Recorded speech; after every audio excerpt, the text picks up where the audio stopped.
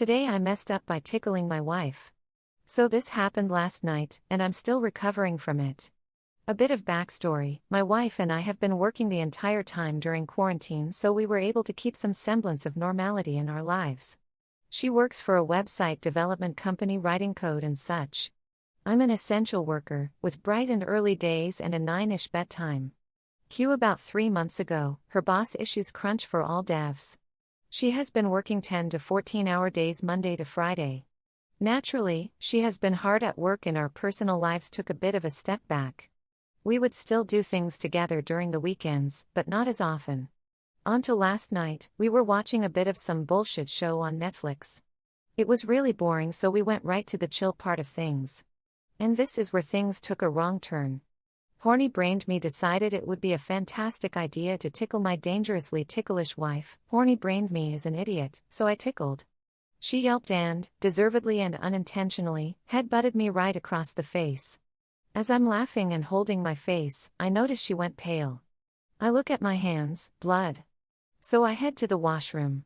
As I'm cleaning my face, I notice my lip is slightly lower than it should be, so I turn it inside out to find a gaping hole near my 2 front teeth. So off to the emergency room we go. Shamefully explain to the attending what happened. She laughs. I get 2 stitches inside my mouth and am told to not eat anything hot or solid for the next 24 hours. When we get home, she looks at me and says, "You still horny?" Me, yep. Good times. Too long. Didn't read. Horny-brained me tickled my wife. Ended up with stitches in my mouth.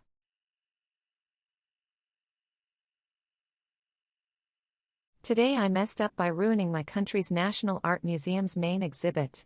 So back in year 9 to 10-ish, we went on a school excursion to the National Art Museum in Canberra to go see all the art and take photos of stuff for an assignment.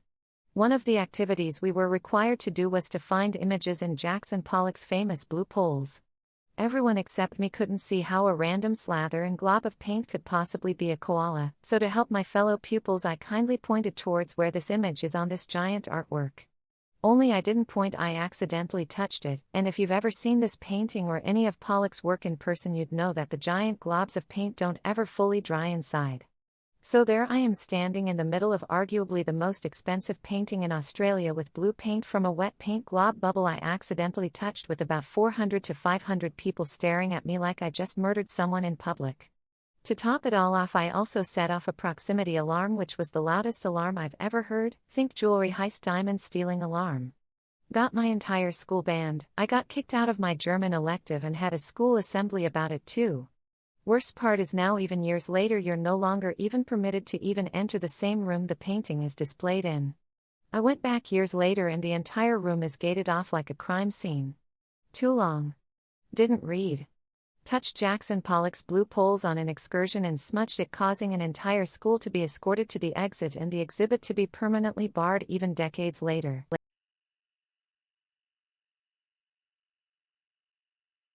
Today I messed up by using too much lube.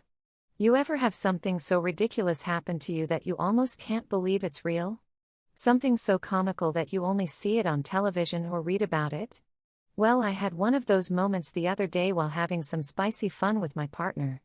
This particular evening I had decided to go all out dressed up, feeling myself, thinking whether or not I would use a butt plug my partner had bought for us to explore with.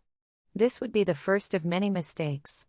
I remembered for the most part how to get it situated correctly, reached for our new lube, and waited for my partner to get home. My partner comes home, things are getting hot and heavy. Then 3 things happen simultaneously. I feel a lot of pressure, hear a small pop of a sound, and my partner in the most horror-filled whisper say, "Oh no." I immediately jump up asking what's happened, what's wrong, then I feel it. The plug is completely inside me. My butt ate the freaking plug.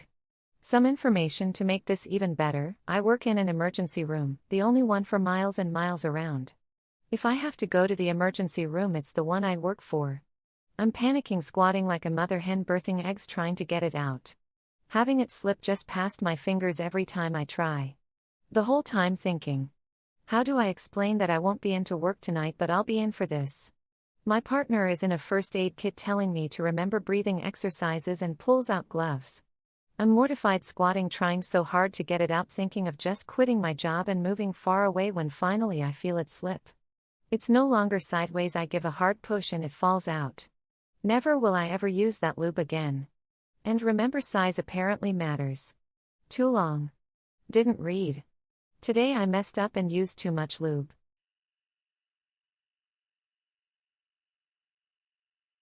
Today I messed up by watching the Olympics. This just happened a little while ago. I've been enjoying watching the Olympics first thing with my coffee, it's become a morning routine. Today was no different. I already had my coffee and decided to make some breakfast to go along with the track and field. Put an egg in a pot with some water to make a basic hard-boiled egg. I sat down in the living room and put on the sports. The track and field was riveting, the men's 200-meter semifinals and the women's 800-meter finals were great. Tearing it up. And suddenly I heard a loud pop like a gun, not from the TV, this was real. I ran into the kitchen and the egg had exploded all over everything. Yolk, white, shell. Everywhere. No water was left in the pot, which I'll have to toss, but luckily nothing caught on fire. Overall, it was a miraculously safe kitchen disaster. So, yeah, today I learned that you can explode an egg. My cats helped me clean it up. Unfortunately, they can't help with the egg yolk on the ceiling. Too long. Didn't read. I got distracted by the Olympics and forgot about the egg boiling on the stove and it exploded.